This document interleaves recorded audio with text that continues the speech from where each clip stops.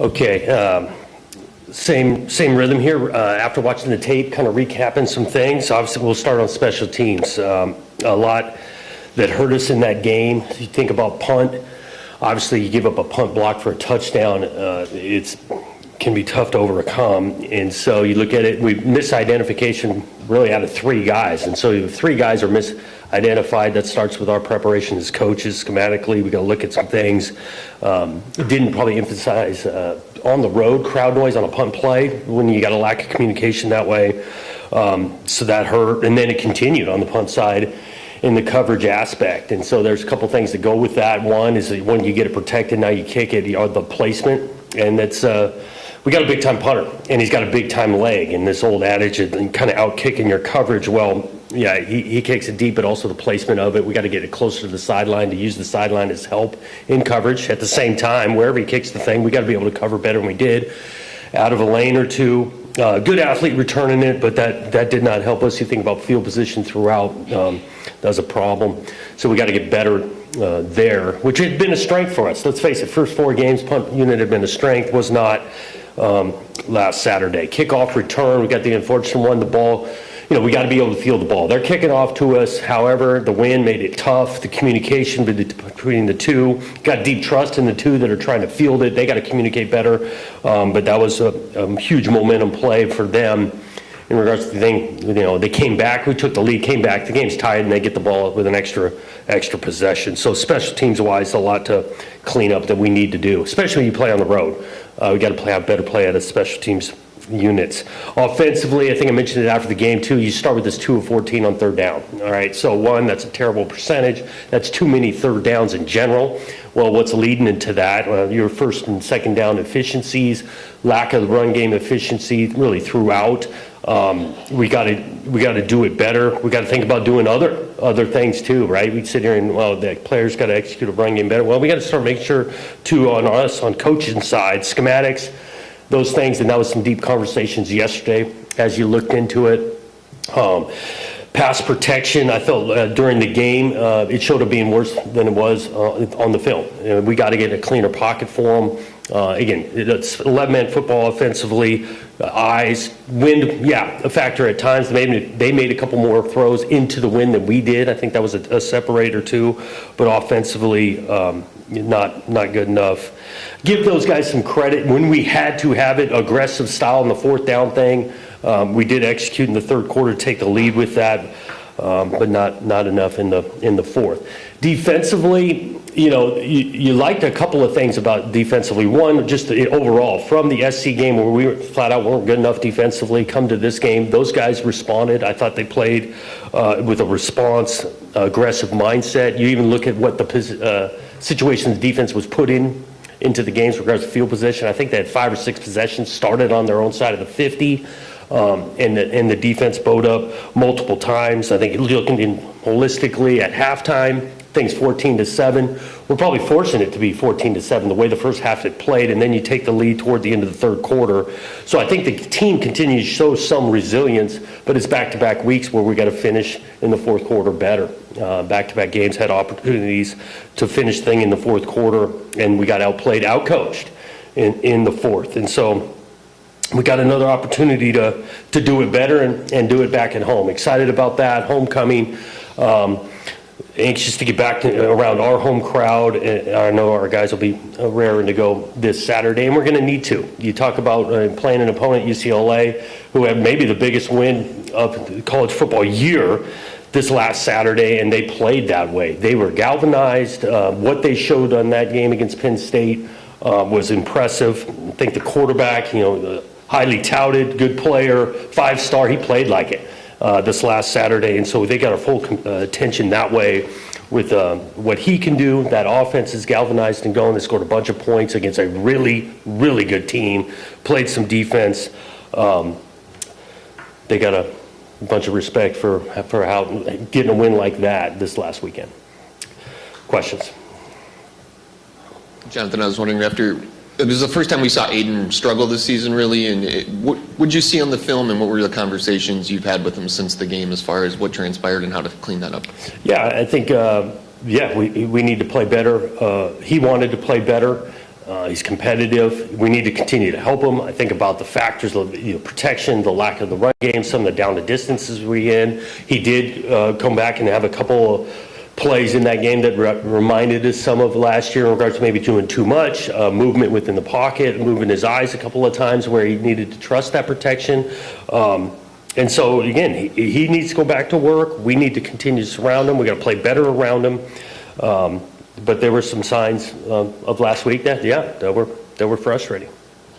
Hey, Jonathan, in your post-game, you emphasize finding a way to win. In your experience, what foundational principles will remain the same, but what are some of the things, maybe based on personnel too, and what happened that you may be open to, quote-unquote, looking at, changing, tweaking, et cetera?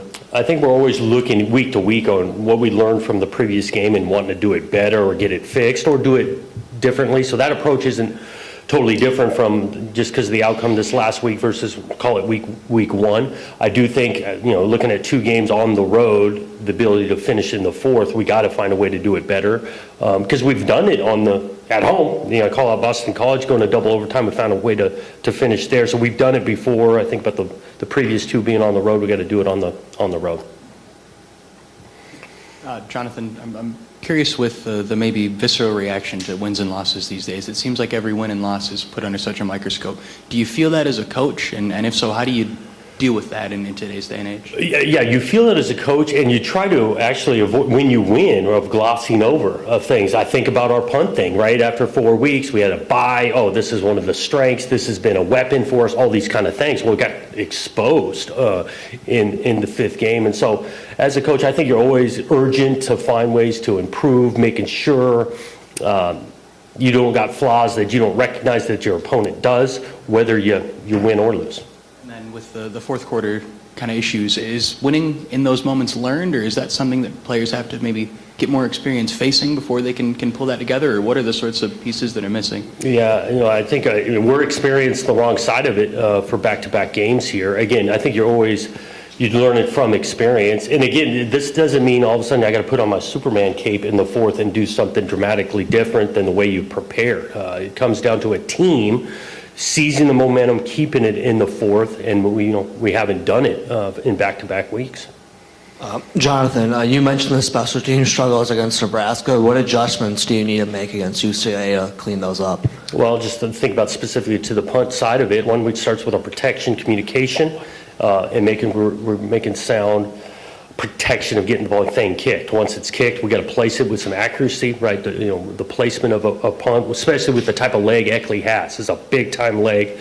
That's an important part. And then coveraging, staying in your lanes, getting off blocks, staying in your lanes so that we can round up oftentimes the best athlete on their team they put back there as a punt returner. All those things play into it. 2 separate things here. First, when you look at where UCLA is right now, how much does your prep for them in the off season and in the last couple of weeks, how much does that kind of go out the window when you have a new head coach and maybe some new things and wrinkles and maybe not even any tendencies that you got with this guys? Yeah, you definitely emphasize the last couple of weeks with a new coach, and so what that tape looks like on the personnel side. This is the same personnel, so you're going all the way back in your background of what those guys have looked like for 5 games now, even back into the offseason, some of their transfers, the previous spots they've been at.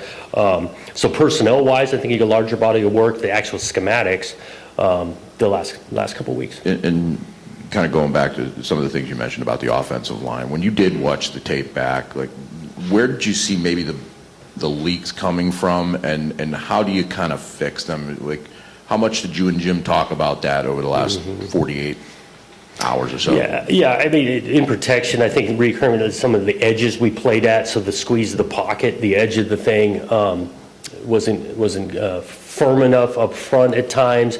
Along with protection, the launch point of the quarterback needs to continue to be consistent, right? So if I play O-line, anticipation of where this guy's going to be at is at 7.5 directly behind the center, 9, those things. We got to be exact too at quarterback, but we were on too many edges in protection. And I know you learned about this probably after the game on Saturday, but what was your reaction when you learned that UCLA beat Penn State, given knowing that They were 0-4, and Penn State was ranked in the top 10. Yeah, before I watched the tape, it's like, well, they had some new life to them. And then you think about the long travel, you think about Penn State more a little bit going across after a big emotional game the week before. Then you put on the tape and watch this game, galvanized, new energy, aggressive. I'm talking about UCLA now, attacking, really in all three phases. They come out, first open drive, go punch the thing in, then kick off, they gamble, steal a possession right there of like they were a brand new team. Hey, Jonathan. Sort of going off what Chris was asking, I'm wondering, do you notice any differences in UCLA, big or small, between the first three or whatever, and then last week with a different staff, different play caller? I don't know if it's dramatically different, but you look at the quarterback and how he hurt them with his legs, the ability to run. I know he's one of their leading rushers, but that part stood out, how he ran with the ball and really willingly made some plays for that offense. They were much efficient moving the ball against a really good defense. That stood out. Maybe in comparison to the week 1 and week 2, you look at the finish, even just the point total, right? The previous week, Northwestern, versus how many points they scored this last week. I mean, that jumps off the page. Also curious where your outlook is with Nakai and Ade, just starters that missed last week. I'm sorry, say it again with Nakai. Nakai and Ade Willie, your outlook on how... Yeah, I think both those guys have the potential for this weekend, finishing a protocol with one of them, but by the end of the week, we'll know. So right now, day to day. You mentioned after the game on offense, unable to answer there in the fourth quarter. You talked about the troubles in the fourth quarter. When you look back at those 3 possessions, 3 and out, 4 and out, there's a 3rd and 4 downfield incompletion, like a 2nd down swing pass that went negatively. Yeah, that was, yeah. What do you look, when you compartmentalize those 3 or 4 possessions, what did you see there? I think, you think a little bit of the execution. I say this term coaches use all the time, the execution in those moments where it was lacking.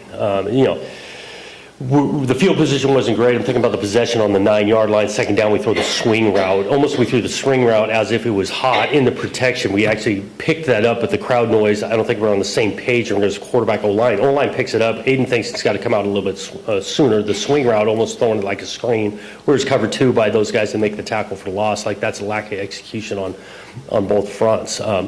Again, I go back to those moments where it's still, there's no panic. The game is in the balance of finding not staying away from the 3rd and long that we faced the whole night, and that showed up in the fourth quarter. And Aiden, were his eyes in the right? Was he making good choices on some of those, like the 3rd and 4 and so forth?